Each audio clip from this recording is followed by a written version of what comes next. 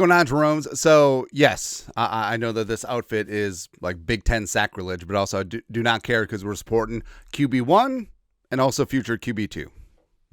But, of course, QB1, like we said, is J. McCarthy, the pride of Michigan. Hail to the victor. That whole thing. But I understand that quarterback 2 this season, if applicable, is probably going to be Carson Wentz because coaching staff, veterans, all that stuff. But there's something to like about quarterback 3, Maximus Jerome Ezekiel Brosmer. That's right. That absolutely is, man. As a high priority UDFA, the Vikings brought him in, $250,000 guaranteed, and you didn't think much. Okay, Quadzilla's out here, formerly of New Hampshire, and a year with the Gophers.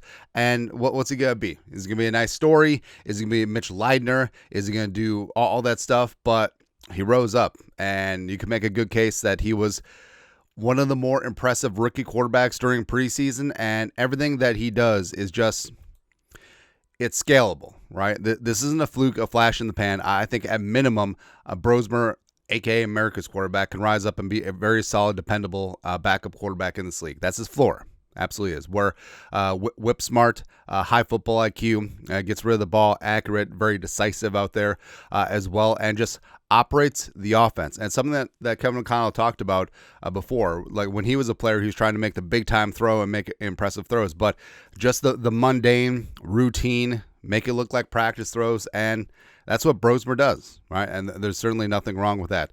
And in preseason this year, completed 60% of his passes, 354 yards passing, 2 touchdowns, a pick. The pick was at the end of the Patriots game, so yeah.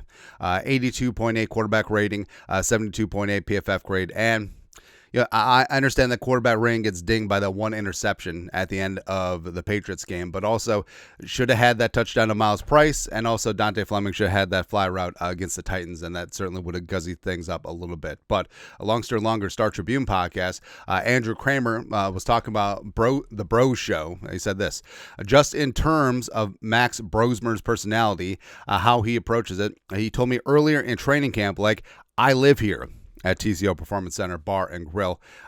This is my home. This is where I live now. Yeah.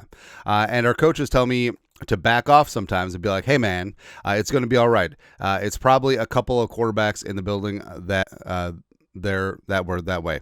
I think JJ McCarthy is that way too. I think you're telling Max Brosmer to back off because they need more time with JJ. Yeah, I have to understand I'm not the priority, right?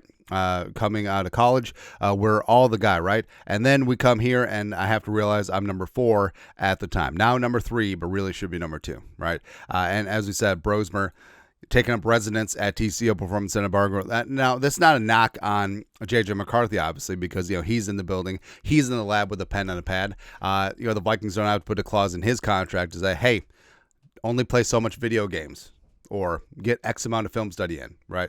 And I feel like this really is a iron sharpens iron type situation where you have 2 young quarterbacks and they're going to keep pushing each other to greater heights. And, JJ as a starter, Brosmer, future starter somewhere else, certainly could be a possibility. And Brosmer, he's actually older than JJ McCarthy, almost 2 full years, 663 days older than JJ, and 47 college starts versus McCarthy's 28. And yes, you could say New Hampshire starts, whatever, but in terms of just black and white playing more football, I mean, it is Brosmer. FCS All-American 2023. He was actually the runner-up for the Walter Payton Award, which is the FCS Heisman to Mark Gronkowski, South Dakota State, now at Iowa.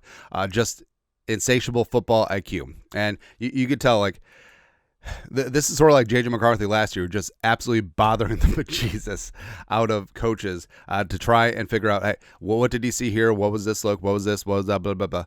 And at a certain point, especially outside of camp, in season, yes, we have to prep for quarterback 1 to get ready for our next opponent. And I kind of like this. I kind of like Max Brosmer just living at TCO, bugging the hell out of every single assistant coach. Like Grant Udinski was the caddy for JJ McCarthy last year. Maybe the new Udinski, Jordan Traylor, can be the caddy to Maximus Brosmer this time around, but it's good to see. And again, the quarterback room, a little bit shaky earlier on when you had Sam Howell, when you had Brett Rippon-Ass, but Wentz, I think, will be fine. Brosmer, I like the future. as I said, at minimum, he'll be a very competent and very decent backup in this league for a long time. And, could be the long-term backup here.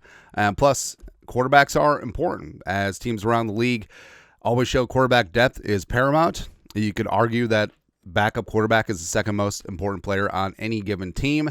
And also, if the Vikings want to trade Brosmer eventually, he leaves in free agency, get that comp pick. It's good, as quarterbacks just cycle through the Kevin O'Connell school for quarterbacks. It's going to be fantastic. But your thoughts are thoughts. Max Brosmer lives at TCU, and some coaches have to tell him to back off. I like that. I like it a lot. Listen to your thoughts. Comment section. You guys are the best. You know what to do. Skol, production value.